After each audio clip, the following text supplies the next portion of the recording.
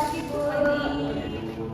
Pagi hari ini kita akan belajar pendidikan keluarga negaraan. Nah, sebelumnya kemarin kan Ibu sudah memberikan tugas ya PR.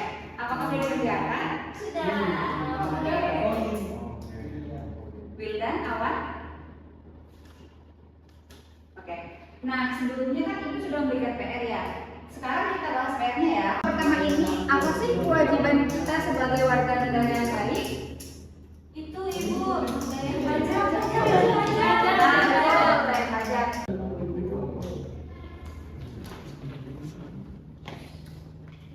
Wildan, Awan, sebelumnya Ibu sudah mengingatkan. Ketika Ibu menjelaskan, untuk mendengarkan ya. Kamu punya buku nggak? Aku nggak punya buku. Aku lupa mau ke bawah. Dan Awan, besok jangan lupa membawa alat tulis ya. Ketika Ibu menjelaskan juga didengarkan. Paham? Paham Bu. Oke. Untuk soal yang pertama tadi sudah dijawab oleh Nisi dan Gila. Sekarang Ibu minta untuk soal kedua dijawab oleh Wildan. Apa Wildan jawabannya Wildan?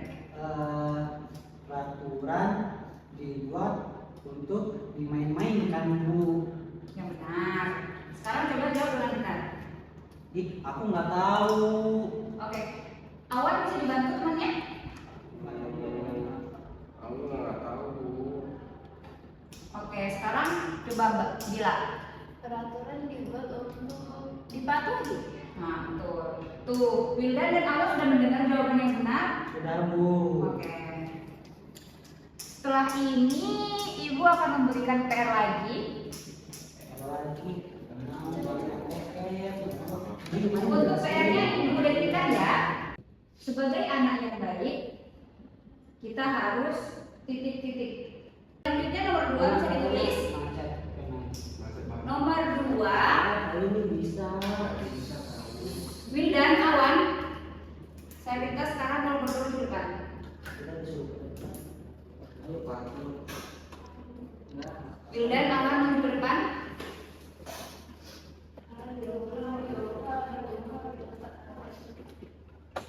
maju awal. Bisa lebih maju. Oke. Sebelumnya Ibu sudah peringatkan Wildan dan Awan untuk mendengarkan Ibu. Tapi Wildan sama Awan tidak mendengarkan Ibu. Kemudian ketika Ibu meminta untuk menulis, kalau berdua kenapa tidak mengeluarkan buku tulis? Ini Bu nggak bawa. Ketinggalan. Emang semalam kalian ngapain sebelum masuk kelas? Kenapa tidak dipersiapkan sebelum masuk kelas? Aku semalam main kelereng. Teman-teman, bisa dilihat teman yang di depan ini bukan merupakan teman yang baik ya. Pelanggaran mereka sudah 2 kali. Yang pertama tidak mendengarkan, kemudian tidak membawa alat tulis. Untuk selanjutnya, Ibu minta kalian bisa lebih tertib lagi ya, ketika mendengarkan maupun ketika mempersiapkan alat-alat dan bahan untuk sekolah. Iya Bu. Sekarang Ibu akan memberikan pilihan. Kalian akan mengulangi lagi penjelasan Ibu dari awal atau berdiri di kelas selama pelajaran berlangsung.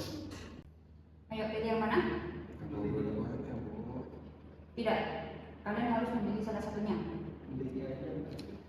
Oke, berdiri ya.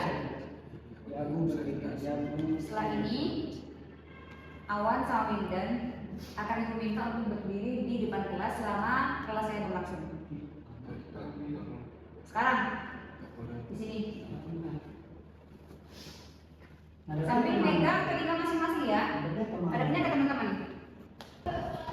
Nah, dari cuplikan video tadi terdapat permasalahan yang terjadi, di mana terdapat 2 siswa yang mengganggu aktivitas kenyamanan belajar di kelas, mulai dari tidak mendengarkan guru ketika menjelaskan, tidak membawa buku dan alat tulis, dan yang terakhir tidak mengerjakan tugas ataupun PR. Kedua siswa tersebut selalu ngobrol dan berisik ketika kelas sedang berlangsung sehingga mengganggu aktivitas teman-temannya. Guru telah memberikan peringatan kepada kedua siswa tersebut mulai dari isyarat verbal, kemudian mendekati atau menghampiri kedua siswa tersebut, dan hingga pada akhirnya memberikan punishment ataupun hukuman. Dan Awan, sekarang tangannya bisa diturunkan. Dari semua yang Ibu katakan tadi, apa bisa diterima? Bisa Bu. Coba ulangi. Yang pertama apa tadi? Ini harus kerjain PR. Kedua, Kedua apa? Menurut awal terus. Iya. Terus yang ketiga ini harus mendengarkan kalau ibu lagi jelasin di dalam Iya. kelas, jangan berisik di belakang sendiri. Oke, bagus. Untuk kedepannya ibu harap kalian berdua sudah tidak melakukan pelanggaran yang sama ya. Ya Bu. Sekarang ibu persilakan untuk duduk. Sekarang Ya.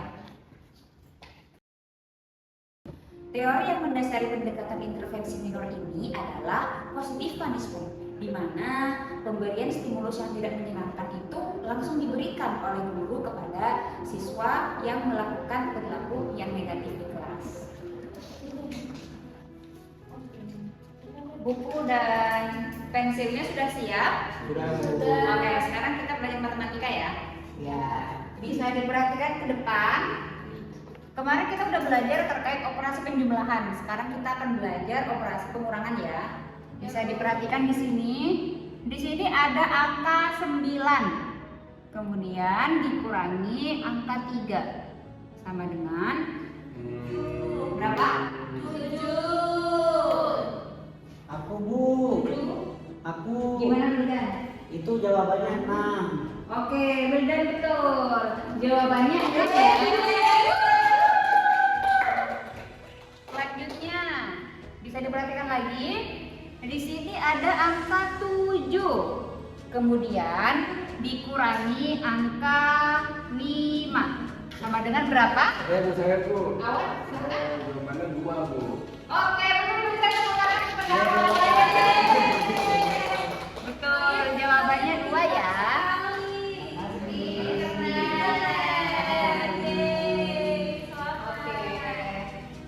Nah, kemarin kan Wildan dan kawan sempat melanggar ya di kelas ibu yang di pendidikan kewarganegaraan. Nah, sekarang ibu sudah melihat peningkatan di kelas matematika. Ibu sangat mengapresiasi antara Wildan dan Awan. Adapun alasan pendekatan efektif, kami menggunakan intervensi minor. Intervensi minor bersifat preventif, responsif, dan minim konfrontasi. Hal ini terlihat dari cara guru menangani siswa yang bermasalah, dimulai dengan memberikan isyarat nonverbal, kemudian mendatangi siswa yang bermasalah secara langsung, lalu meminta siswa yang bermasalah untuk maju ke depan dan memberikan beberapa opsi konsekuensi. Opsi yang diberikan bersifat edukatif dan tidak ada unsur negatif seperti mempermalu atau merugikan siswa di depan umum. Nah, manfaat intervensi minor ini ada 3. Yang pertama itu mencegah eskalasi perilaku bermasalah. Saat siswa mulai bercanda dan tidak fokus, guru cukup memberikan kotak mata atau mendekati meja siswa tanpa memberikan penjelasan. Siswa pun menyadari perilakunya dan bisa kembali fokus. Dengan cara sederhana ini, perilaku yang mengganggu dapat dicegah sebelum menjadi masalah yang lebih serius. Yang kedua, mengurangi ketergantungan dengan hukuman. Dengan komunikasi positif dan manajemen kelas yang preventif, guru tidak perlu langsung memberikan hukuman kepada siswanya. Ketika siswa berdiri dari kursi tanpa izin, guru hanya cukup menegur dengan memberikan kalimat positif seperti "duduk kembali ya, karena kita sedang belajar bersama-sama". Lalu dengan sendirinya perilaku siswa tersebut akan membaik tanpa perlu time out atau dikeluarkan dari kelas. Baik, yang ketiga adalah meningkatkan regulasi diri dan tanggung jawab siswa. Tujuannya adalah untuk melatih siswa untuk mengontrol perilaku dirinya. Dalam video tersebut, contohnya adalah ketika guru memberikan pilihan kepada siswa untuk menjelaskan kembali materi atau berdiri di depan kelas, siswa memilih untuk berdiri di depan kelas. Dengan guru memberi pilihan tersebut, maka siswa belajar untuk bertanggung jawab atas pilihannya sendiri.